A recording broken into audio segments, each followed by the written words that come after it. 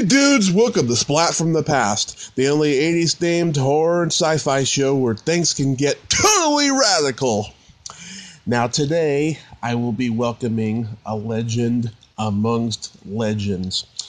I met him a couple years ago at Silver Screen Fest in Santa Rosa, California, and he was such a great man, and I'm so lucky to have him on the podcast today. Ricou Browning. Yes, the underwater gill man in Creature from the Black Lagoon. He also created Flipper and Gentle Ben, and he's also done a lot of underwater sequence stunt work for quite a few films, such as the James Bond film Thunderball. He was a second unit director on Caddyshack. He was stunt coordinator on The Heavenly Kid and so forth. I'm having him on the show today. Mr. Browning is a little hard of hearing, so his son-in-law Ted will be joining in as well. And I just can't wait. It's going to be exciting. I know I brought this up yesterday, but yesterday and a little bit of today, because it happened at midnight, was the 5-year anniversary of my car accident. And I can't believe how blessed I am that I survived it and that I have this podcast where I get to interview some amazing people. And I thank all of you, the listeners, for keeping this dream alive, even though, it's only a small minority percentage of people who know who I am. So I thank you all. So, here is my interview with Ricou Browning. Good morning. How are you doing? Okay, I'm going to, Ricou's in his office, so we're all set. He's got his questions. Now we have another option. If he can't hear this phone as well, we could try using his phone. The only problem is that I can't hear, unless you can do a three-way call. Put it on speaker. It's on speaker. Oh. Well, let's try it out this way. Ricou, can you hear me? Yeah, I can hear you fine now. Okay. Awesome. Well, it's such an honor. I thank you both for taking the time today. Okay. So, going back in time, at what age did you start swimming? I went to Leon High School in Tallahassee, Florida, and that's about 15 miles from Wakulla Springs. That's where I worked in the summertime as a lifeguard and also as a maintenance person underwater. And I was trained by a gentleman named Newt Perry, who taught us how to hose breathe and to swim underwater. And that's where I learned to swim. Nice. How did you get into producing swim shows? We started doing shows promoting Wakulla Springs, Tallahassee, and other cities. And we do shows at hotels and various other places. And at that time, I was doing diving from a dive board and not swimming underwater, just doing surfer shows. Do the swim shows even exist anymore? Do the swim shows exist anymore? I don't know. Yeah. So I never hear them anymore, How did... I just don't know. Yeah. How did you get hired for Creature from the Black Lagoon? I kind of lucked into it. The gentleman that ran the hotel at Wakulla Springs called me on the phone and said he's going out of town, and some people from California were coming to the Springs to look at it for a location to make a movie. And he said, would I go to the airport and pick them up and take them to the Springs and show them around? And I said, sure, so I did. And while we were at the springs, they loved it. They loved the underwater. They loved the river, the alligators, all the birds, and all kind of things. And the cameraman, Scotty Wilburn at that time, was shooting test footage underwater, and he said, would I swim in front of the camera so they can get some perspective of how a human being looks to the size of fish and logs and grass and whatever. I said, sure, so I did. And I took them back to the airport. They were very happy with what they saw, and they left. And about a week later, I got a call from New Ferry from the hotel. He said the people that came to look at the springs and make a movie want to talk to you. So I'll give them your home number. I said, okay. So sure enough, they called me on the phone. And it happened to be Jack Arnold, who was the director and producer of the movie. He said, Ricou, we like the way you swim. How would you like to play the part of an underwater monster? I said, why not? So anyway, they had me come to California, and they spent several weeks, months, building a suit. And there are a lot of stories about that. But anyway, the first suit they built looked more like a lizard than a creature. And no one liked it. And so they tore it up, and they went to make a second creature. And they hired a gentleman from Disney who helped make the suit. And he and Jack Keevan really designed the second suit. And once it was designed, they spent a month or so building it. And then we packed it up in a box, sent it to Rockville Springs, and went down and started shooting the movie.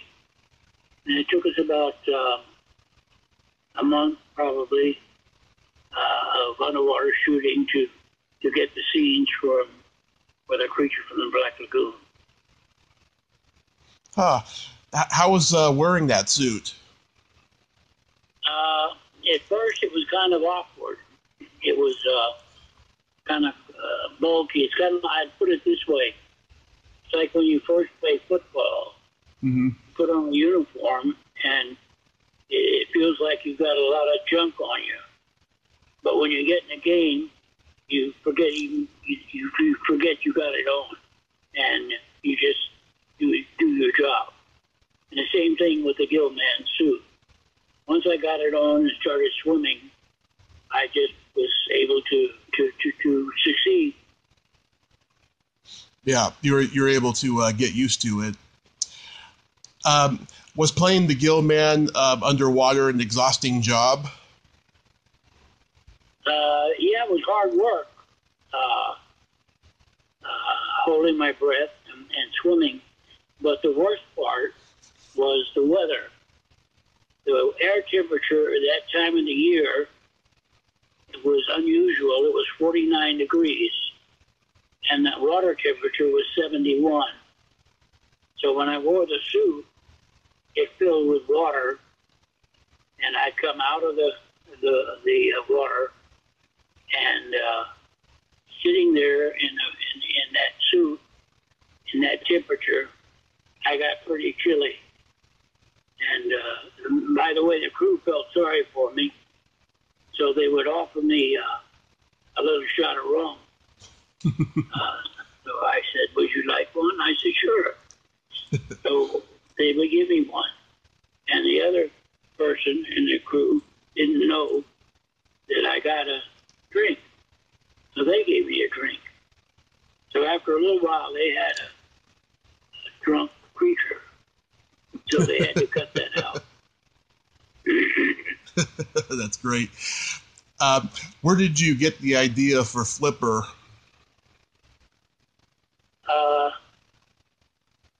I can't remember the reason I was gone. I was working. And I came home, and the children were sitting watching television. They were watching Lassie. And I sat down with them and started watching it. And while I was watching it, I thought, from where I had been working with the dolphins, why not do a movie about a boy and a dolphin? And so we wrote a little story called Flipper, and sent it to New York to bookstores, and two of them sounded interesting. So I went to New York with my last $200 and talked to them about it, and they seemed very, very interested. So I went back home, but I never heard from them. Mm-hmm. So I got the bright idea, called Ivan Tors, who was the producer of Seahawk. Mm-hmm. I had worked with him on Seahawk, doing stunts. And I said, Ivan, will you do me a favor? I said, I'm going to send you a copy of a little story we wrote about a boy and a dolphin. Would you say you're considering it as a movie? And I'll call the book company and tell them that, and that might entice them to produce the book. He said, well, okay, but send me a copy. So anyway, I called the book company and told them that I had a producer in California that wanted to consider this as a movie, thinking that would get them interested in doing the book. But I never heard from them. But about a week later, I heard from Ivan. Ivan said, I got your book, and I didn't read it. My wife read it, but she liked it so much, she made me read it. I read it. I like it. Let's make a movie. So he got money from MGM, and we made the first Flipper feature. Nice. How did the idea for Gentle Ben come about? Well, it wasn't my idea. Gentle Ben was a book. Mm-hmm. And, excuse me, Ivan got the rights to use the book. And from there, we did the Gentle Ben shows. And I directed umpteen dozen of them and worked with a bear. Yeah, it was a pretty original idea, I have to say. I noticed that Burt Reynolds guest starred on Flipper and Gentle Ben, and you worked on his movie, Lucky Lady. Was he a close friend of yours? And if so, do you have any great memories of him? There's a lot of yeses and a lot of no's. I worked with Burt. I hired him, actually, to work on Flipper and some of the TV shows. And we became pretty good friends. And then I did Gentle Ben and hired him to work on a few of the Gentle Ben shows. And then he said he would play the part of a Seminole chief in a movie that I wanted to do about a boy, Seminole. And he said he would work on it, but I never heard from him. So I called him, and he said he's going to California, to Mexico, to make a movie. And he wouldn't be able to talk to me about it until after that. I said, okay. But anyway, then I got called from the production manager, and he called me and said, how would you like to work on Lucky Lady? We got a lot of action stuff. And I said, sure, it'd be great. His name was Ted Swanson. And I went down there, and I went to work, and I did all the second unit on Lucky Lady. And I saw Burt, of course, and worked with him. And when he was leaving, he said to me, he says, I've got a friend working on the film. He says, will you keep him on and let him work on the rest of the film? Because I won't be here. I said, sure. So I did. And that's the last I heard from Burt. And he was a good friend, but he just became too big. Any great stories about directing the underwater sequences in Thunderball? Yeah, I gotta say that's probably the best show I ever worked on for a couple of reasons. The main reason is I was told to shoot the underwater scenes for Thunderball, and I didn't have a budget. I just could spend all the money I needed to make the film. And I don't think anybody ever gets that kind of permission. You just spend all the money you need. So I did. I spent all the money I needed, and we spent several weeks, months, shooting the underwater scenes for Thunderball. Mm-hmm. About your leg when you got the spear. Wait. So? Yeah. Tell them about when the spear hit you in the leg. Oh, wow. During the scenes in Thunderball, all of the people that I had work on it, I had 13 people that I always use underwater, mm-hmm. and we would fight each other. And I told them to think of any way you can to kill another person, and we'll do it. So each one of them dreamed up something, and we shot it. And everybody was fighting each other. And I got involved in a fight on top of the deck of the ship. Mm-hmm. And I was fighting a guy, and we rolled off the deck and went down to the bottom of the ship. And when we reached the bottom, there was a spear gun leaning against the wall. And my leg hit it, and the spear went right into my leg. Ooh. So I got speared. Wow. So, and then tell them what you wouldn't go for treatment until they filmed it. I made them film it. Why waste the footage? Waste good blood. Wow, you could have lost your leg there. How did you get to be the second unit director on Caddyshack? Ted Swanson, the same production manager, was a production manager on Caddyshack. And he called me. He said, we got a lot of interesting stuff to shoot on Caddyshack. He says, how would you like to be the second unit director? Sure, I'd love to. So I went to it wasn't far from where I lived. I went to the golf course, mm-hmm. met all the people, and started shooting all the second unit shots. And the scenes you see with the action mm-hmm. is the stuff I did for Caddyshack. And the main thing was the boat sequence. Yeah. It took a while to film it. And I had this first unit, a crew, inside the boat. It was a beautiful boat and a striker. And I was on the outside with the driver. And I opened the door to inside where the first unit was. And they were all in there, and smoke kept boiling out. And it had a very funny smell. And I said, hey, I'm going to start shooting. They said, go ahead, do the shooting. Leave us alone. So I did, and I filmed all the second unit. Nice. Any good stories of working as the stunt coordinator on The Heavenly Kid?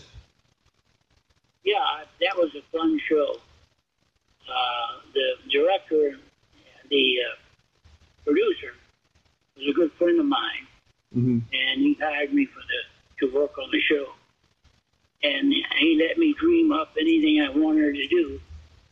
And it was just a fun show to do.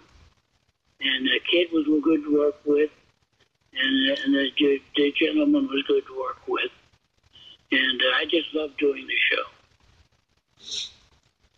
Were you satisfied with the way the 1996 version of Flipper came out? Not really. I thought they used too much CGA. Mm-hmm. And it was all right. I had a problem with them. They were filming, and I didn't know it.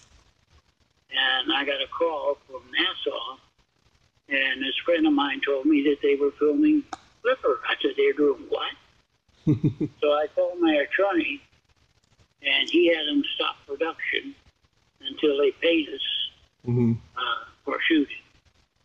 And sure enough, they stopped shooting, and then they paid us, and then they started shooting again. Oh, that's good. You're booked for Days of the Dead in Atlanta, February 7th through the 9th, and a couple others here, Las Vegas, March 20th to 22nd, and Indianapolis, July 17th through the 19th. Do you enjoy doing conventions? Yeah, very much. The main reason I enjoy it is the money. Yeah. You make pretty good money signing autographs. Yeah. And you meet a lot of interesting people, and it's a lot of fun. And I didn't realize I had so many people interested in the creature. Yeah. Are you recognized for the Gill Man more than anything? Yeah. Yeah. When people come to your signing table, do they mostly have Gill Man merchandise? What? Creature stuff. They want creature stuff signed. Yeah, I sign creature stuff. People bring things, and I sign them. I don't have any thing other than posters and 8x10 photographs. But whatever people bring, I'll sign, as long as they pay me. Mm-hmm. It's wonderful that you have lasting impact like that, Ricou. It's been such an honor talking to you and Ted this morning, and I hope you have a wonderful time at the conventions this year. And God bless you both, and have a wonderful day. Thank you very much. Thank you so much. Bye-bye. Bye-bye. Well, there you have it. Ricou Browning. Ain't he a cool dude? Wonderful man, insightful man, a journeyman. He's just spectacular. And I'm glad I got to interview him. It was just an amazing honor. If you like this video, everyone, please subscribe to my YouTube channel. Add me as a friend on Facebook. Join my Tommy Kovac comedian page on Facebook. Follow me on Twitter and Instagram and all that fun stuff. Well, that's all time we have this week on Splat from the Past. Until next time, this is Tommy Throwback Kovac saying, there's no shame in living in the past because the present sucks. Later, dudes.